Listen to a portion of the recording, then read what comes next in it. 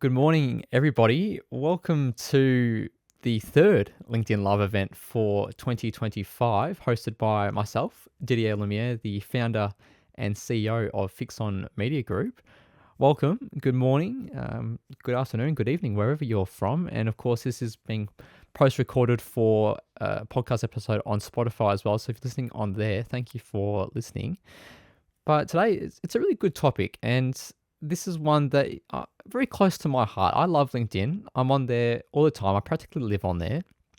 Post on there on a daily basis every single day for the week, outside of the weekends, of course. And it's a platform that I just love, and I love experimenting with it. And it's that experimentation that has delivered some of the results that have come in the later months of 2024. And it's those results that I want to speak about today. So today's topic is all about how to go viral on LinkedIn. And before we get into the key talking points, I want to make it very, very clear. When I say how to go viral with LinkedIn video, this isn't going to be an episode about guaranteeing a way that you can go viral, because I can't guarantee that. No one can guarantee that, not just on LinkedIn, but any social media platform out there.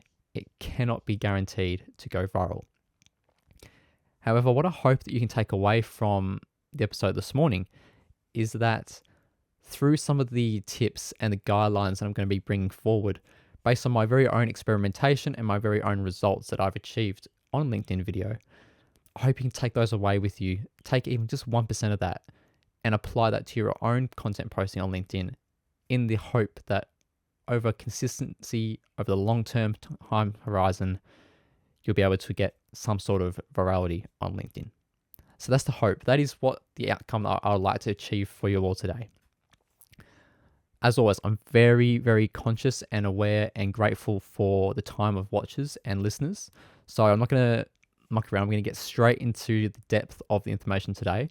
We've got a few different key talking points that we're going to be discussing.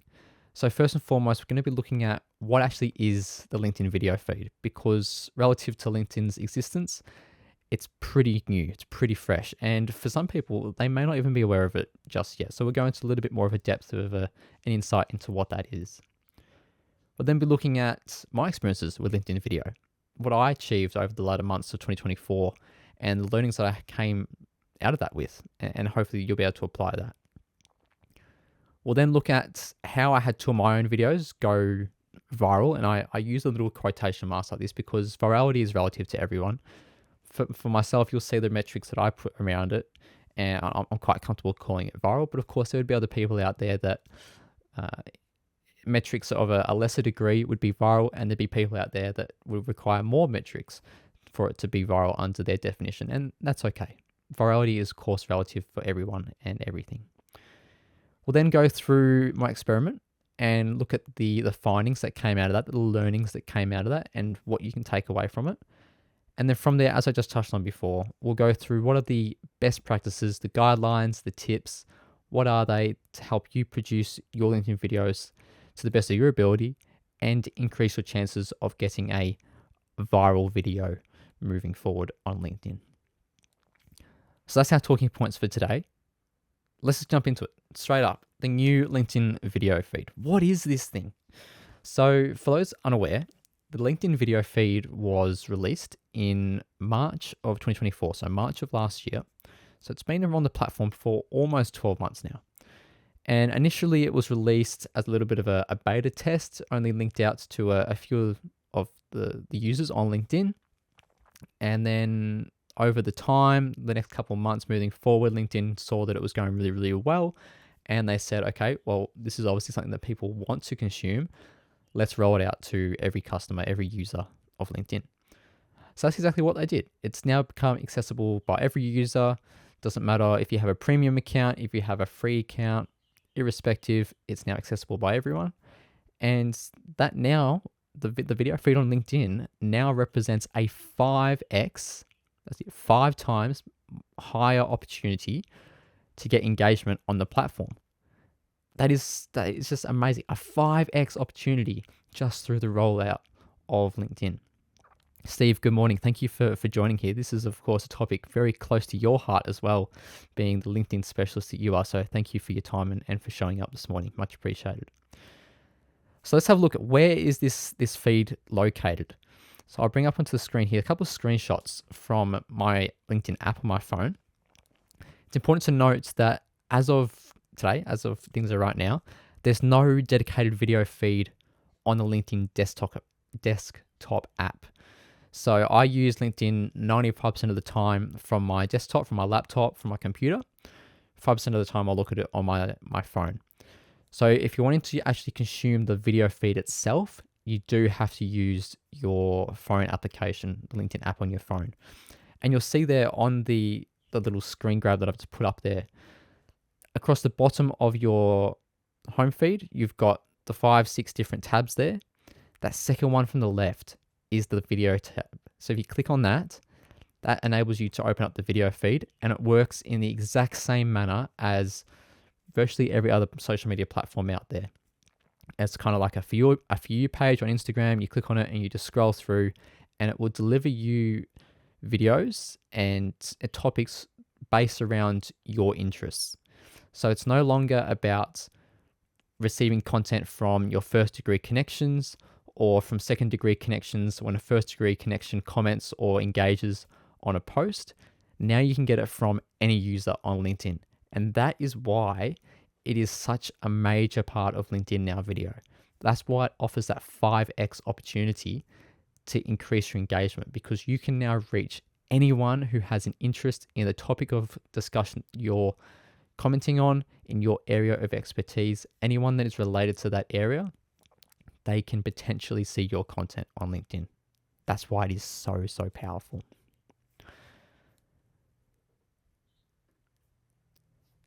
So for me personally, I absolutely love LinkedIn.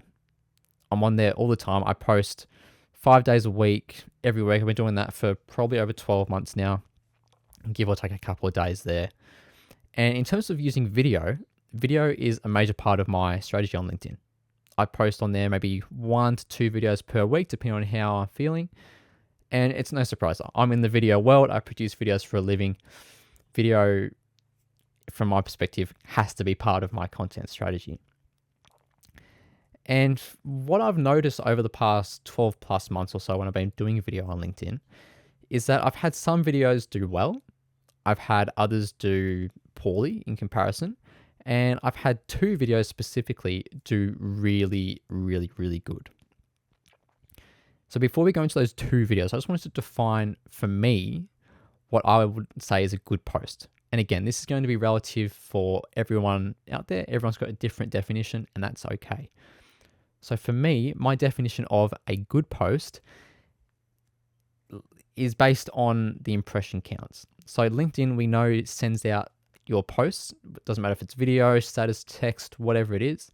They send it out to 5 to 10% of your first degree connections within the first 60 minutes of your post going out.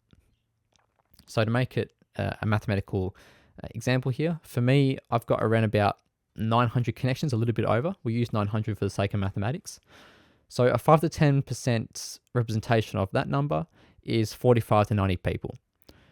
So LinkedIn, what they see is if that post in that first 60 minutes of getting posted, going out live, if they see that it gets really good engagement through impressions, which are views on the post, or through a comment, a like, a repost is obviously fantastic, or there's also lots of dwell time on the post, which is people that are sticking on there reading it from top to bottom or watching a full video in its duration, then that's a notification to LinkedIn that say, hey, this video here, we need to push out to more people because people are getting value out of it.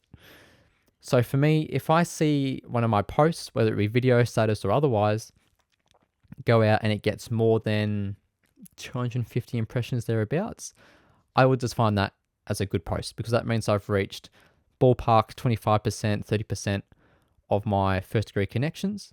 And for me, that would be defined as a good post. And that would indicate to me that my followers, my first degree connections are getting value out of what I've posted in this topic of conversation. So I'll take that as a mental note and say, okay, moving forward, this is what I'll speak about, or I'll tweak it a little bit if it's a bit below or whatever it is. And if a post comes out with only 60 impressions, well, then that's a sign to me I either need to rework how that post was created and how that was put out to people, or the actual piece of content itself, the value of the information in there is just not that valuable to my connections. And so maybe I need to pivot away from that. So now let's talk about those 2 videos that I've had go semi-viral and then have done experiments based on from there. I'll bring them up onto the screen now so you can have a little bit of a look at them. And what you'll notice straight off the bat is that they're both very, very similar videos. So one there has 17,000 impressions, the one on the left, and the one on the right has 44,000 impressions. And these were about 2 or 3 months old by now. So you'll notice that they've both got the white captions down the bottom that I've generated myself in the editing application. They've both got that blue on-screen text hook, which is just used to give a little bit of context around what I'm actually talking about. So people, most times, not going to have their audio on when they're watching a video on LinkedIn or any social media platform for that matter, so that when they're scrolling through their feed, they see that and they can get context immediately without having to read through the copy of my post or listening to the video. This is what I'm talking about. And if it interests them, they'll unmute or they'll read the copy that I've put in the text as well. What you'll also notice is that they're both filmed on my phone. So being in the world of video, I've obviously got professional grade cameras. I could have used those. For these videos, I decided not to. And I used my phone, my iPhone 13 mini. That's all it is, nice and basic phone, nothing too crazy. And I used the front camera, so the selfie camera.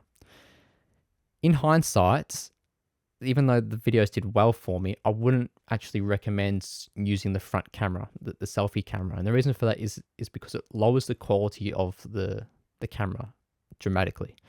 So if you're going to use your phone to record, use the back camera. So use the one on the back, and that just offers so much more clarity. It'll make you look sharper. It'll have better lighting conditions for you. Whole lot of other features are available that aren't available on that selfie camera view. It'll just make things look a little bit better. So I definitely recommend doing that. And the other thing you'll notice from just looking at these visually is that they've both got a little countdown timer up the top. So one video, I said I explained it in 45 seconds. The other one, I said I explain it in 60 seconds. Why did I do that? Again, this is just a little thing I just thought I'd put in there just to see if it works. It did. That was fantastic. It was just to see, would people catch on to that? And the reason for that is because people are time poor. The average attention span for a human is 8 seconds now. That's the average. It's so low. And for comparison, a goldfish's is 9 seconds. So the human race is now worse than a goldfish when it comes to attention span. Pretty poor. So we have to capture that attention immediately. So I use that as a little bit of a visual hook. And for people to know that if they get halfway through the video, 30 seconds in, they've only got X amount of time left. So just hold on a little bit more. You're going to get the last bit of information. So it gives them a visual identifier that this is how much time is left in the video. Another way that I've seen it be done, not just on LinkedIn, but other platforms as well, is instead of having a countdown timer, they have a little bar going around the screen with changing color to indicate this is how much longer is left in the video, or they'll have one at the bottom of the screen just going across the same thing, same idea. Again, it's just a visual identifier. This is how much is left in the video. Hold on, don't go away just yet. There's still a little bit more information to come.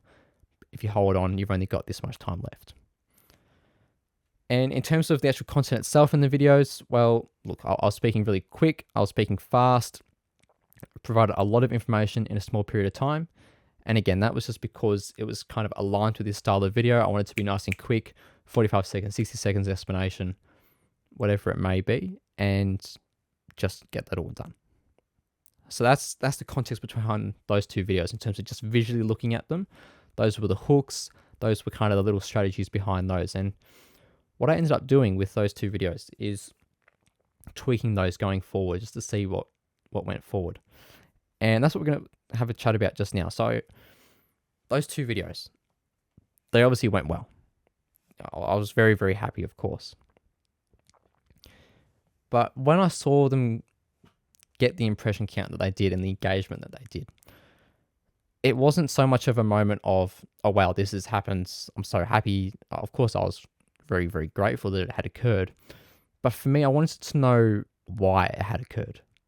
Why had these two videos in particular gone and it had so much attention compared to videos I had posted previously, compared to regular posts that I have posted previously? So I thought, all right, we've got this information in the bank. Let's use it to our advantage and do a little bit of an experiment. So I went through all of the other videos I had posted in the previous 4 to 6 months, thereabouts, and just compared the production styles, the hooks, the copy, all those different elements, just to understand, was there a specific identifier as to why these two videos went viral in the first place? So when I went through these videos, I noticed that all the previous videos I had posted, I hadn't used my own generated captions. I hadn't put my own on there. I had just used and relied upon the auto-generated captions that LinkedIn provides for all videos. And sometimes I would go back and I would correct them to make sure that they're 100% accurate. Other times I would just leave it be. If it was incorrect, it was incorrect. It didn't really faze me that much. I didn't use an on-screen text hook at all. I didn't use any type of visual hook like the countdown timer, anything like that. Most of them were podcast episode clips, similar to what we're doing here with the webinars and the events. It's just little things like that. So they were filmed on my professional camera, which I've got behind the laptop screen at the moment filming me. And then some of them were just extensive breakdowns of brand story films from some of the top brands out there. So as a result, the duration of the clips, which was another factor I was looking into, was ranging from anywhere from 30 seconds all the way up to 15, 20 minutes in duration. And additionally, there was a mix of both vertical clips, which of course were the two that went viral, and then horizontal clips, which were usually the longer duration ones where I was breaking down a film, etc., etc. So that was kind of like what I was looking for in those tests. And after coming away with all the knowledge from that research period that I did, I thought, okay, this is what's happened in the past. This is where we're at now. Going forward, when we produce our videos, let's try and just play around with a few different variables and see what we can find out. So if you look at it from a scientific perspective, it's almost like the control variable would be the two videos that went viral. The dependent variable would be the impression count, how many views it's got on the post. And then the independent variables are those things like the type of video. Was it filmed on my phone versus a professional camera? Were there captions? Were there text hooks? Were there visual hooks? Etc., etc. So there's a number of different independent variables that we're playing with from a scientific perspective, if we want to talk about it in that way. Now, again, the videos that I had posted previously, and then, of course, moving forward as well, they still did okay by my standards. I was regularly reaching over 25% of my first degree connections, sometimes regularly hitting above 30, 40, 50%. I've just had one video go quite well the other day. I had 1,000 impressions, but only 2 engagements. So that was, again, I'm looking at that. I'm like, okay, what's the reason behind that? So they were still going okay by my standards. So that told me that the content topic or the copy that was associated with that video was of value to my audience. It still was engageable. It made them watch the videos despite a lack of the other elements, without the text hooks, without the captions, etc. So those old videos were still going okay. They were still valuable to my audience. So with that noted, then it was just a case of replicate that content value, but then add the on-screen elements and the hooks to see if we can just enlarge that impression count even further. So since then, I've posted all my podcast clips with captions, with text hooks, the occasional visual hook every now and then. And as things stand, I haven't yet had another video pop off like crazy, like those 2 videos did, 17,000, 40,000 impressions. I haven't hit that since then. And that was around about October, November, thereabouts. But I am still regularly hitting 30, 40, 50% plus of my first degree connections, which again indicates that there is incredible value in what I'm posting. People are liking it, they're watching it, they're engaging with it. So for me, that's all I need to take away from it, is that people are finding value in it. It doesn't have to hit the heights of virality as long as my connections are getting value out of it. And that's what's most important for me. Interestingly, I thought, okay, I've tried a few of these produced videos. Let's produce another video in the exact same style as those two videos that went viral. I'll bring that back up on screen there so you can see. Do it in that exact same style. Film it in the kitchen. Film it with the front of my phone. Film it with the caption. All the same things. Let's see if it goes viral again. So I produced another couple. I think I did another 2 or 3 maybe in a similar style. And I only achieved 330 impressions. So it wasn't anything to do with the style. It wasn't anything to do with the production quality. It's all to do with the messaging. And that for me is the key takeaway that I want everyone to take away from today, is that the content matter itself is far more important than anything to do with the video quality, with the video production. It is all about the content matter. It's all about what value are you providing to initially your first degree connections, for them to engage with it and watch it, for then LinkedIn to say, okay, this needs to get shared with more people outside of your network. What is it? And for me, if you can do that, and if I can do that as an individual, if I can be consistent with that and I can sustain that effort, then over time I'm going to get consistent and sustainable results for as long as that content matter is valuable that I'm sharing to my audience.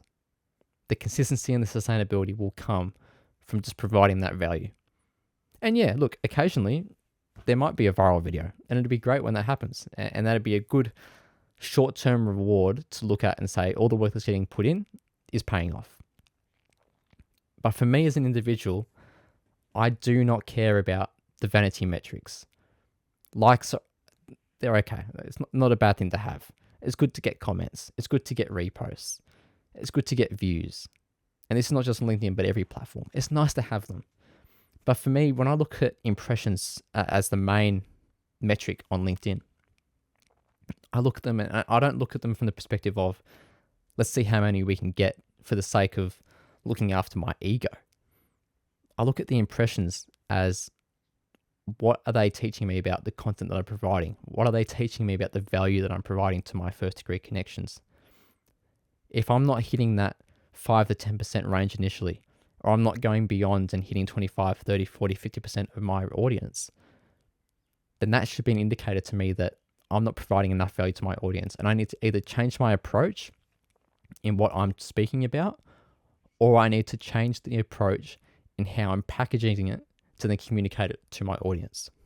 It has to be one of those two metrics. It has to be one of those two variables. Either the content itself is not valuable enough, or it is valuable and I haven't packaged it in a way that can be receptive to my audience. And that's how I look at impressions. And the same on social media platforms like Instagram and TikTok and YouTube. If the view counts are not meeting my defined standards of what I say is a good post, as we touched on earlier, then again, that's an indicator to me that either the content I'm providing is not valuable enough to the audience, or it needs to be repackaged in a way that it can be valuable and be more receptive. I don't just do that with my own content. I do that for my client. One of my clients, they're having an amazing period of time in the past 4 months on Instagram and Facebook in particular. 450% growth on their follower count, 250% growth on their Facebook count. They've had 17 million plus views in the past 4 months. Their numbers are going through the roof, and I'm so happy that we've been able to provide that for them. But again, when we post a video for them, I look at the results of the views and the engagement, and I look at it and I say, okay, why hasn't it hit our defined target of a good post? Is it because the content matter itself is not valuable, or is it because we haven't packaged it in a way for it to be receptive? And we take those learnings away and we produce the next piece of content, and if it exceeds the expectations, then fantastic, let's do more of that again. The content matter is the most important. So as we finish up this morning, I want to just bring forward a few little tips and guidelines for you as to how you can best produce your LinkedIn videos to increase your chances of going viral.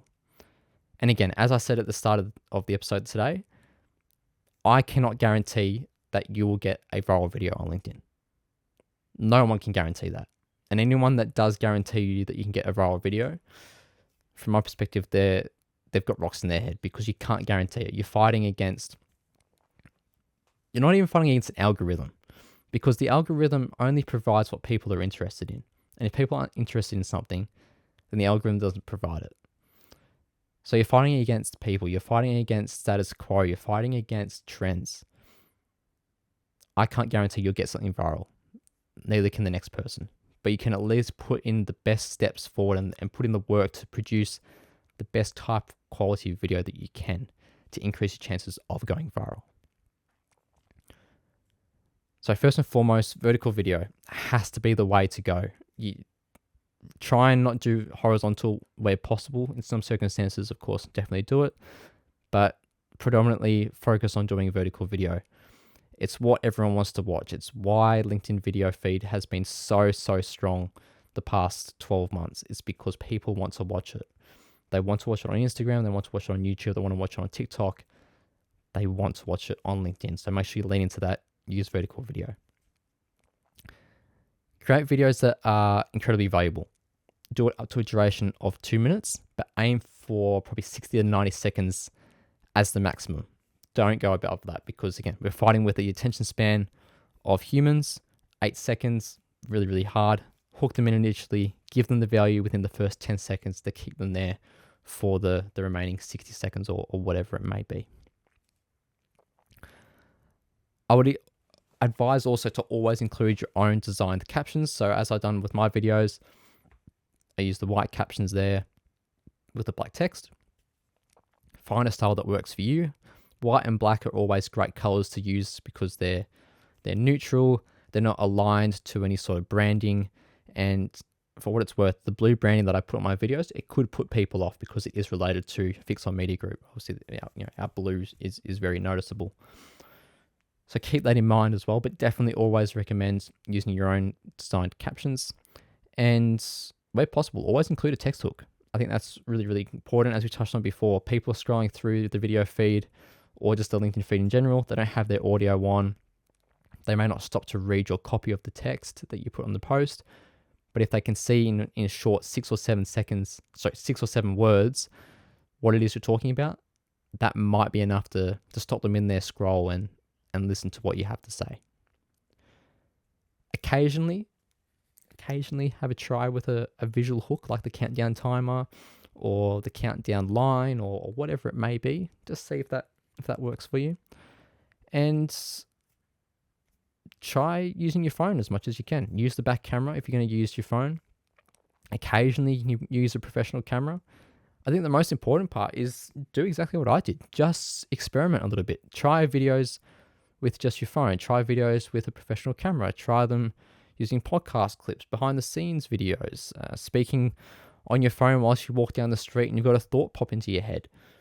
Whatever it may be, just try different things and just see what works for your audience, because what works for my audience versus your audience is going to be completely different. And as a result, you're going to need different variables to give you success. So try a few different variations of videos, try it with and without captions, etc., and just see what works for you. But above all, just make sure the content you provide, the content matter itself, is incredibly valuable first and foremost. Because if it's not, it doesn't matter what you do for the production quality, it will not get you the results that you're after. So thank you everyone for listening this morning. Paul and Steve, thanks for your comments. Content is king, great information. Love it, guys. Thank you. It's been a privilege and a pleasure to be able to provide the information forward this morning and share the results of my learnings that I've had over the past few months with LinkedIn video. I think it's only going to improve moving forward as people consume it more and more on LinkedIn. And we're seeing LinkedIn become less of like a business platform like it had been in the years previous, and it's becoming almost like an early stage Facebook now. So it'd be interesting to see where things transition. over the months and years to come. The next topic of conversation will be in 2 weeks' time, 25th of Feb at 10 a.m. Again, only a short 30-minute episode. And it's going to be around how to craft clear messages in your video content. I think that's a really good follow-on from today, because one of those topics that I discussed in my short viral videos was how to craft a clear message in your video content. So instead of just keeping it at 45, 60 seconds in duration, my explanation, we're going to go a little bit deeper. We're going to expand a bit further in 2 weeks' time and go through that in a little bit more depth. So it should be as valuable to you as the 60 seconds was to 17,000 people. So again, thanks for your time this morning. I wish you all the best for the rest of today, the rest of the week, and see you in a couple of weeks' time on the 25th of Feb at 10 a.m. on LinkedIn. Thanks everyone. Talk to you very soon.